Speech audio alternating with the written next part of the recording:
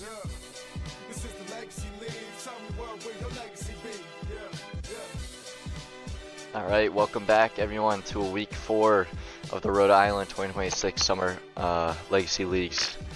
And yeah, I'm not your usual face, but I'm here helping out from Massachusetts. I'm your host, Cade.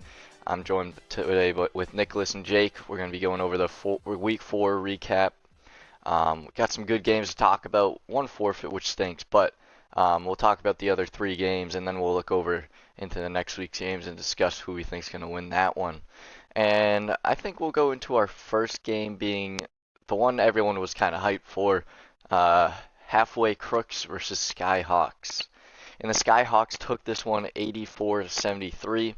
I mean, people thought this was probably going to be a little closer. I know I did. I thought maybe it was going to be a bit more of a fight, but it seems the Skyhawks kind of took this one in the first quarter and never really let that lead go. They outscored them by 10 in the first quarter, and it seems kind of the whole game was kind of they were up by 6 or 8. And for the Skyhawks, I mean, they kind of all did it. It wasn't just one guy, you know. Eddie Volkerts led the way, 23 points, but everyone else kind of assisted everybody scoring besides one on that team. And for the Halfway Crooks, it seems to be the usual suspect in Isaac Lane dropping a 40 bomb. Yeah, the one big takeaway I took away from this game was that the free throws for Halfway Crooks, they missed 11 of them and they lost by 11. That's just like, it's 8.5-foot rims. It takes a minute to get used to those free throws, but we're week 4, and I know a lot of those guys have played a lot of this type of basketball. They're not new to this league. So losing a game by 11 points where you missed 11 free throws, that is just detrimental, and that is something you're going to be thinking about all season, especially to such a good team like the Skyhawks that you wanted to beat so bad, and you're the 2 top teams. It's just not a good way to lose, missing your free throws. Nicholas, I'm gonna bounce it to you real quick if you want to talk about the Skyhawks. And you've watched them play all season, and this was definitely their toughest opponent yet. How did you and what did you see from them this week? Yeah, they're probably the most rounded team in this league by a pretty good margin. Um, Unlike other teams, they don't really rely on one guy to get it done for them scoring or defensively or to dish the rock or to shoot. It's a complete team effort in every single aspect of the game, which I think is going to go very far away for them. Um, their game plan was pretty simple, just clog the lane for Isaac Lane. Obviously, it didn't show up on the stat sheet that much as he had 40 points on really good efficiency, but it was definitely felt as it was hard for him to get buckets. He was complaining to the ref, he was getting hit, and they just kept putting bodies on him. And it translated to the rest of the team because the rest of the team couldn't really get going either. Just played really physical defense and kept the energy up and kept their lead and just kept fighting. Yeah, I mean, this was a below average game for Isaac Lane. He's averaging 46 on the season. It's crazy to say that this is below average because 40 points, shooting 68%. He had 11 rebounds and a block, and this was still a below average game, which is pretty. That just says a lot about his season so far and how great he's been playing. That a 40-point game is considered a bit of a disappointing performance for him. And speaking of Nick Lemoyne, shooting 8 for 22, we know what Nick Lemoyne can do, and he's been an MVP in this league, and he's such a good player. And in a crucial game like this, I think he missed the week before, so he's coming off of a bit of a break, but you definitely need a big more of a step up from your number 2 option, and nobody else was really giving them what they needed. Brandon Whitman with only 6 points. I know he's a great shooter as well, so he could have been assisting a little bit more. But yeah, uh with the Skyhawks, you got guys like Kevin Views and Noah. Noah's only scoring 11 points, and we all know what Noah can do. And that just shows that even if we see Halfway Crooks Skyhawks again, this could be still a different matchup next time I see them. they could be seeing different guys use the ball and shoot the ball, and the Skyhawks just have so many guys. It's just really hard for them to come out on top, but for them to lose. Um, that being said, Jake, if we do see another halfway crooks Skyhawks matchup, how do you see a halfway crooks being able to pull away from a team like the Skyhawks? Yeah, I mean, in this one, it was shocking in my opinion. I thought the halfway crooks were going to keep it a lot closer. The Skyhawks just basically had their hand on their throat the whole game and never really gave them any room to breathe. The halfway crooks, it just, I mean, you can see it in the stats. After Isaac and Nick Lemoyne, there really wasn't much help. Like you said, having Brandon Whitman only have 6 points, you'd want to see him contribute a little bit more. And I think you'd say the same with Jared Hansen. He's one of the best shooters in the league. You want to get him more 3-point attempts, get him the rock. I just think they're going to have to figure out where the other scoring's going to come from, too. And I think the Skyhawks had a game plan where they were going to try to force the ball out of Isaac and Nick's hands. They were playing really tight defense up and down the court, really were trying to limit their space.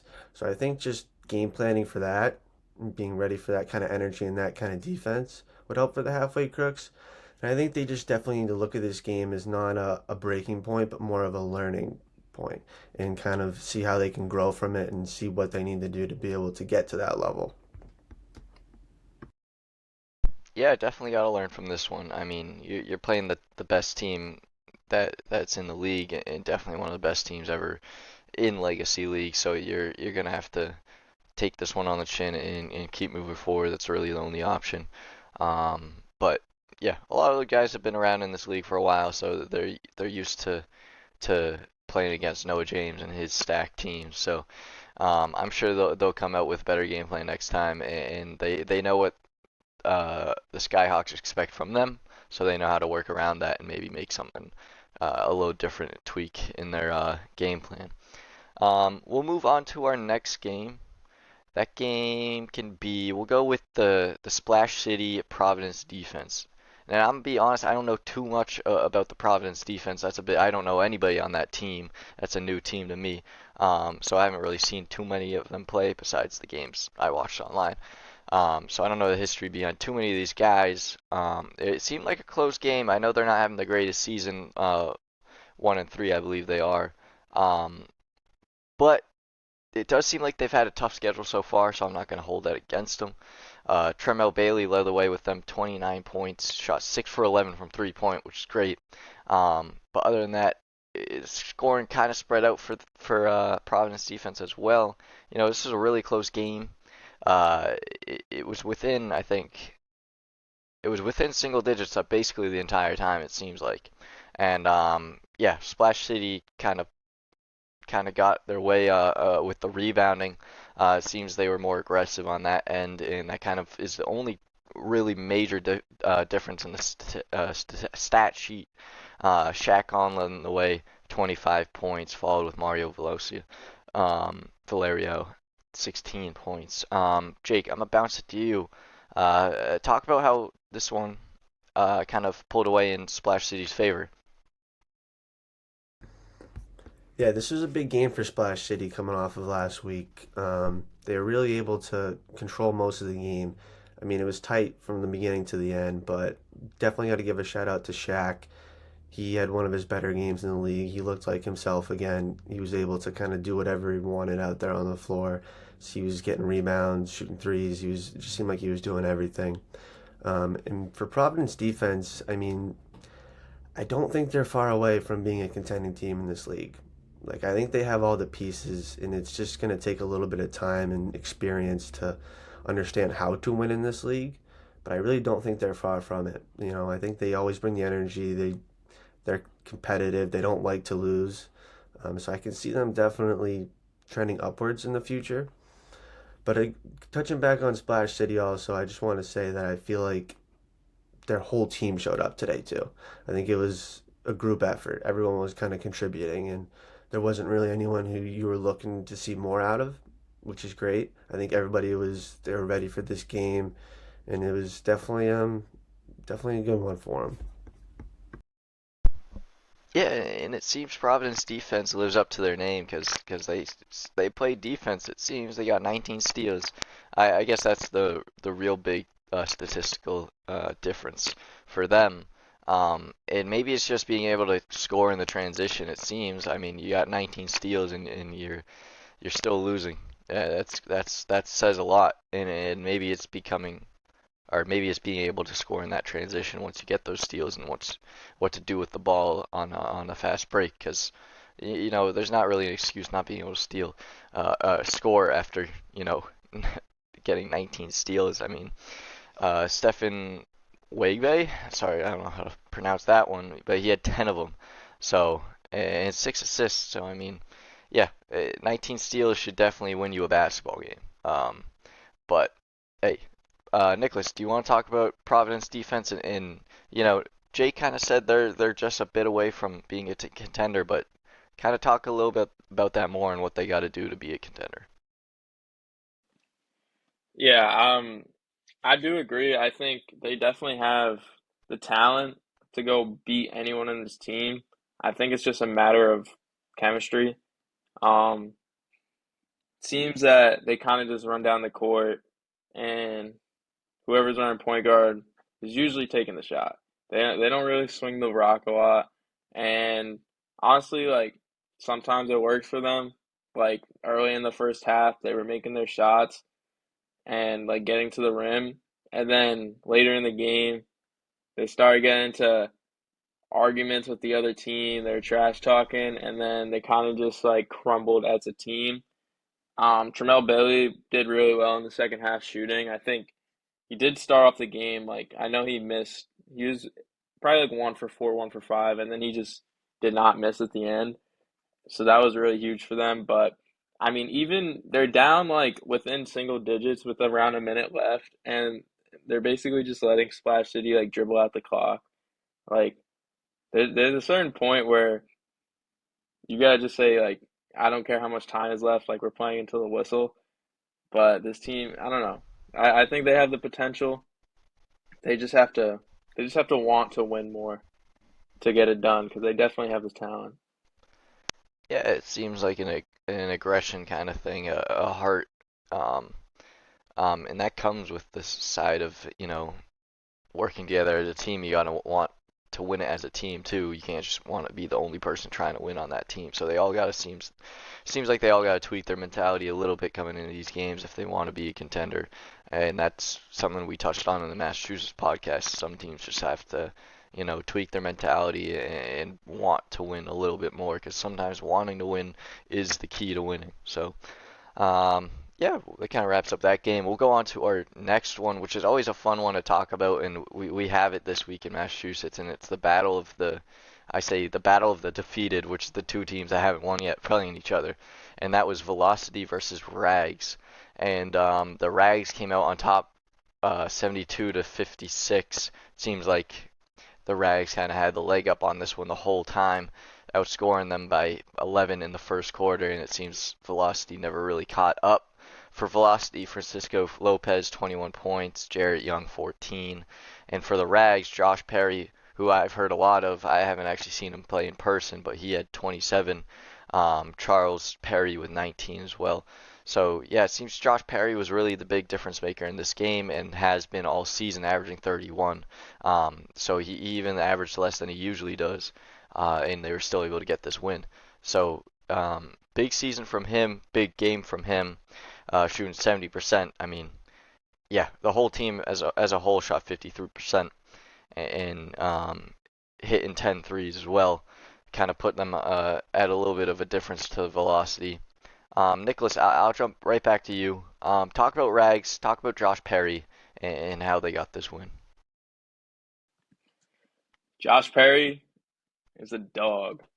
He went right after the best player on their team, Francisco Lopez, guarded him full court the entire game, while also being this team's leading scorer. Like, there's not much more you can ask for from your point guard. He's also able to pick up 8 rebounds and 8 assists and 5 steals, 0 turnovers. Like it was just a amazing game on every single aspect of of the court. I was actually courtside with Jake, and I was talking to him, and I was like, honestly, I would be very surprised if he doesn't drop a triple double in the first quarter. And he did come up a little short, but I mean, it's there, 27, 8, and 8. And I mean, it doesn't go on the stat sheet. I mean, the 5 steals does, but he was in Francisco Lopez's face all game. And I mean, this guy is averaging 32 points per game, including this 21-point performance. So he's probably close to like 35, 36 before this game. And I mean, he couldn't really get anything going. Like he gets to the free throw line a lot, which was really positive for his team, but it was really hard for him to get anything going, and his teammates weren't really helping out when he would get doubled by Josh and Charles Perry, and he would kind of just be stuck there. His team really didn't help him out, but I mean, it all comes from Josh Perry just you know applying the pressure early and never letting off the gas. Yeah, I mean, Josh definitely the difference maker, and maybe that's the guy Providence defense wants on their team that has the heart and kind of has that mentality to win games in full court press the entire game. It's something you don't really see in everyone in this league. But if you're playing against a team that hasn't also won and you're trying to get your first win, you got to know or if you want to win, and you know what you have to do to win, guarding that best player in Lopez. Yeah, Josh definitely did what that was, and he was able to come away with this win.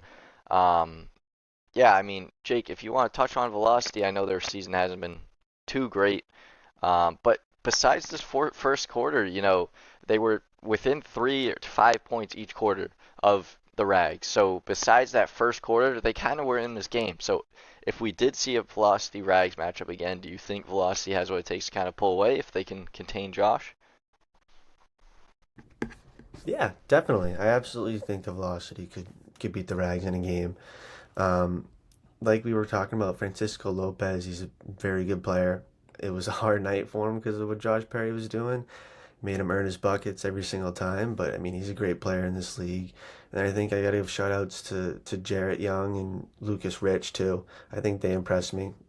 Jarrett Young, he's got a motor. He works hard every play. He's gonna give it his all. And then Lucas Rich, he'll surprise you with some plays. He's pretty shifty. He's not a bad shooter at all. He's a solid player. So I think they just kind of need to figure out their recipe for success, right? Because not to put anybody down, but I'd say after those three guys on their team, there's a little bit of a drop off to everybody else. So I think they kind of need to accept what roles on the team are going to benefit everybody the most. So whether that's just kind of trying to create more for those three guys or get them the ball more, or maybe set up more rotations where you have certain players playing with certain people so that you have matchups that you want. So I think just kind of looking into things like that would be helpful for velocity. But I mean, they have pieces. They can definitely work with it. All right, and we'll move on to our next week's matchups because that fourth game was a forfeit, and that was obviously Game Breakers load management. And I mean, if Game Breakers want to win a championship, they got to show up. So definitely need to see more from those guys. Yeah, well, and if they show up week 5, we'll see because they got a big matchup week 5, and I definitely want to see that matchup. So we'll just talk about that matchup right away, and we'll talk about it as if Game Breakers are going to show up with their full team, because we can't really predict who's not going to be there unless they let us know ahead of time. But Game Breakers, Halfway Crooks, this is a really good game. Both teams have some really good players that are capable of scoring those 40 bombs as we see from Isaac every week. Yeah, this is definitely a tough one. Nicholas, I'm gonna bounce it to you. You tell me who you think's winning this game and kind of give a reason why. Personally, I have the halfway crooks in this one for a couple of reasons, but I think the biggest one is they wanted this last week game so bad. They're gonna bring it as much as they can this week. I know they all were a little angry going to bed that night. I'm sure they're gonna give it a little that extra 10%. And honestly, overall, I think they are a more well-rounded team. Like you mentioned, they have shooters like Jared Hanson that can always get involved and give you a good game. Brandon Whitman has been amazing for them all season. 6 points is obviously a fluke. Nick Lamone's been great all season. And then obviously Isaac's a great player. I'm not counting out the game breakers, but I just don't think they've played enough together to really craft an identity. The only game they were all really there for was versus the Velocity, which was kind of just an alley-oop dunk contest fest, and they didn't really ever have a challenge in that game. No disrespect, it's just how it was, and I just don't think they've played enough hard opponents to really see how it is when things get tough. Yeah, no, I totally agree there. I think I also am going to go with the halfway crooks. It's hard to get bet against a team that is coming off of such a difficult loss in a loss that isn't really because of their play. It's more just how the game went and how the shooting went. Um, and they want this one probably a lot more than they did prior to this week because now every game is like they don't want to lose two games now. They don't want to lose two in a row, especially because that would be such a flip in their momentum. And a game like this against a pretty good team in Game Breakers is important to them, and I think they're going to treat it just like every other week they have. And maybe treating every game the same is a way to lock in for the rest of the season. And I think halfway crooks have to do that, and I don't think they want to lose two in a row. And I think that is definitely something they're gonna mentally go into this game thinking. They don't want to lose two in a row.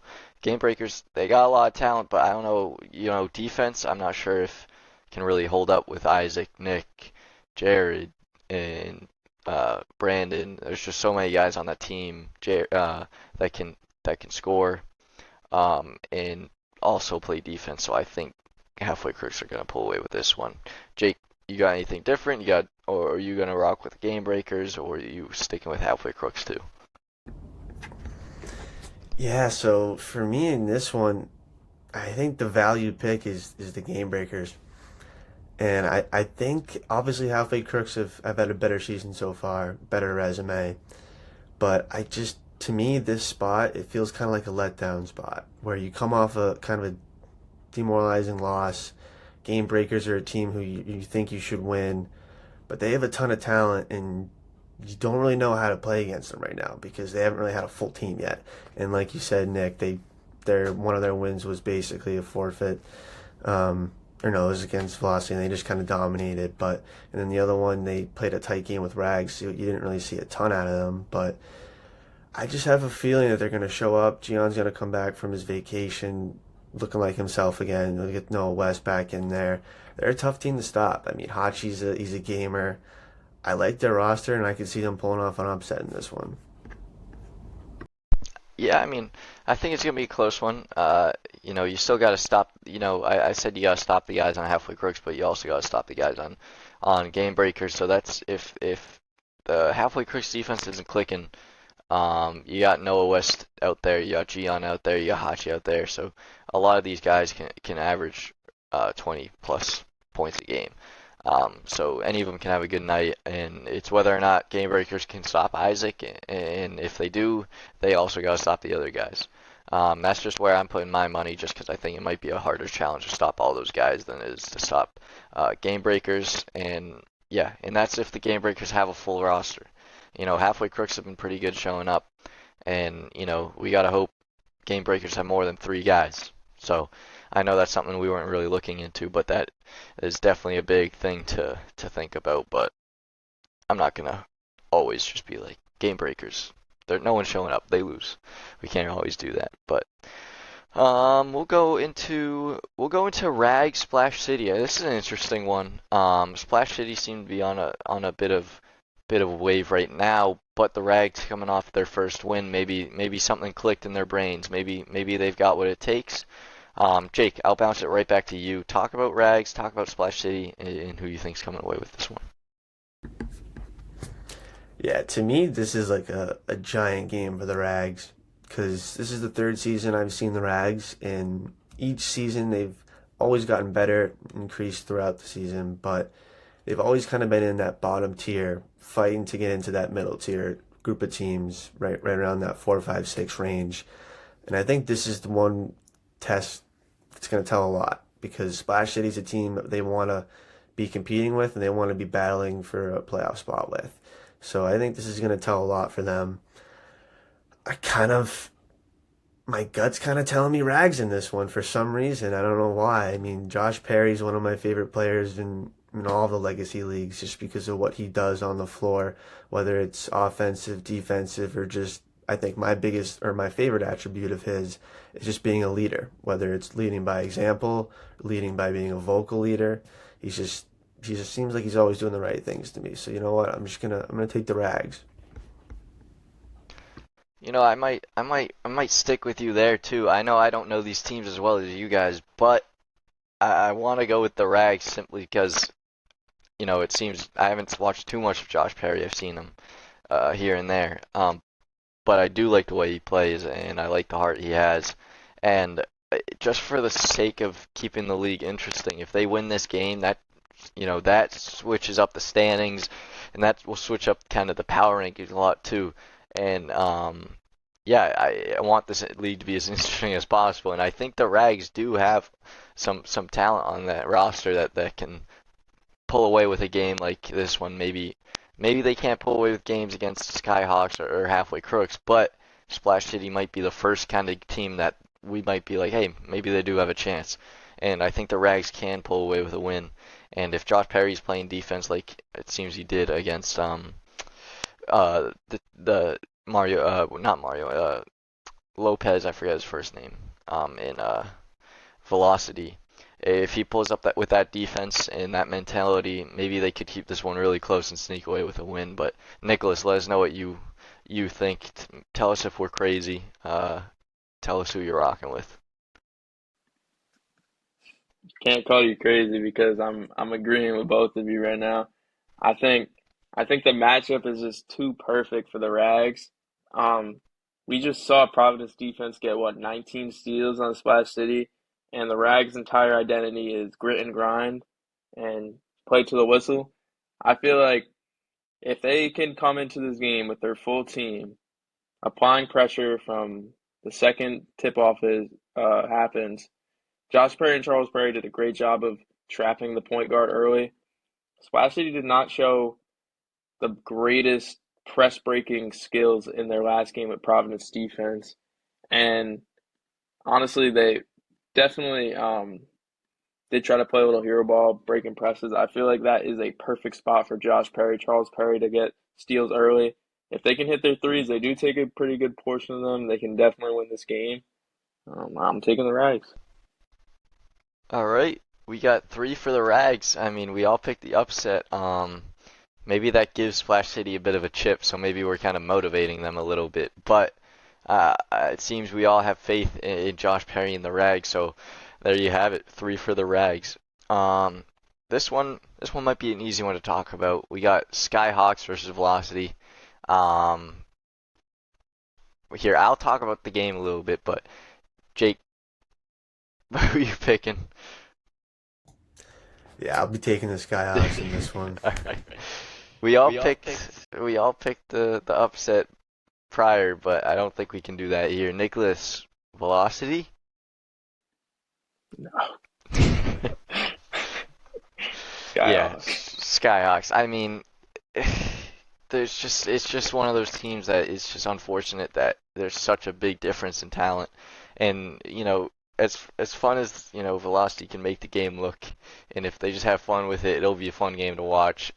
But you can't really bet against Skyhawks right now, or really ever against a team like Velocity. It's just like it's just like a first round matchup that you know the outcome, but of course you'd like to see a Velocity upset against the Skyhawks. That would be the craziest outcome ever. But we're some realistic men here on the podcast, and we're not gonna put our resumes up at any hazardous. We don't want to ruin our resumes here and ruin our predictions. But I mean, hey, this is my first time on the Rhode Island podcast this season. Maybe I don't show back up, so maybe I should pick Velocity just to rock with them. Then I never have to show face again. But nah, I like my predictions on the Mass podcast to be right too. So I must stick with the Skyhawks here. And my boy Noah James. I can't go against Noah. Yeah, so I'll rock with Skyhawks with you guys, but I'd love to see a Velocity upset and change the history of Legacy Leagues forever. Imagine that. That would be funny. Um, and then the last matchup. And can I just say one thing on that one, Cade? Yeah. For any Skyhawks guys listening to the pod right now, I want to see some record hunting. I want to see some records broken in that game. I mean, they've done it before in kind of games like this. I know Jalen and Noah with the most assists, Jalen with most threes.